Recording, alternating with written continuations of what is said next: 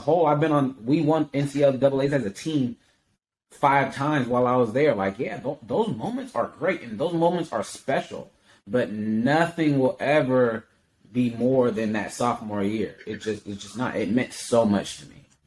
That's real. I wasn't expecting that because, like you said, you've done so much. You've been a champion. So yeah, that means that was really a day for you, Yes. and I salute that. That's what's up. Yeah, I And appreciate that. once it's all said and done at Oregon, you signed with Nike. Did anyone else? Did Reebok? Did Adidas? Did Tracksmith? Did anyone else reach out to you, or was it just like I'm Nike all the way? I kind of let Coach Johnson. Coach Johnson's the guy that pretty much handled everything for me at start before I was able to get an agent.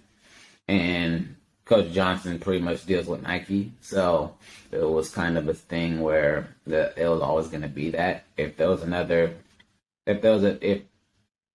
opportunity, somebody probably would have contacted me, but I ended up not, just because that's my senior year at USA's.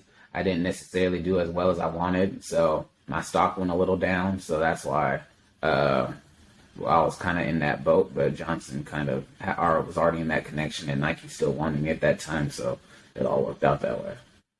Dope. And what's it like as a take us through just what's it like as a pro? Let's say me, I'm a high school kid. I want to go pro. What's it like signing with Nike? Oh, what's it like? It's lovely. I mean, it's everything you would ask for, everything you would dream of. You get the gear, you get to travel everywhere you want for free because they cover everything. You get to be in nice hotels. You get to go compete and do what you love, and you also get to make money while you're doing it. I mean, it's everything that you would want, but you also have to understand track and field is a cutthroat sport. And when I say that, there's only 8 lanes on the track. Not everybody is going to get a lane. So you have to continue to work in order to make sure you get that lane. Like for me, like there's sacrifices that I have to make. I'm in my prime of 20, in my 20s or whatever. You know, people are making these trips to go turn up. My friends are doing men's league basketball games that I can't do. Like there's all these things that I would like to do like a normal 20-year-old or whatever, but I have to say no.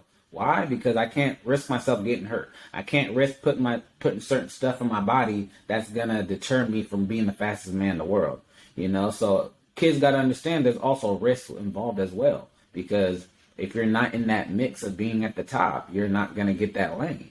And so, for me, when you become professional, it's really sacrifice. There's things you have to sacrifice if you really want to get there. You have to really love this sport. You have to really be like live this sport if you want to be successful in this sport. And so that's what I would say. But it is lovely. But at the end of the day, you have to stay on it. You can't just sign something and be like, oh, okay. Like the grind don't stop. You have to watch your sleep. You have to watch what you put in your body. You have to work hard every single day. There's no rest days. I mean, there's rest days, but like on practice days, like there's no like taking reps off. Like you can't just fall off for a week because somebody else is going to take over.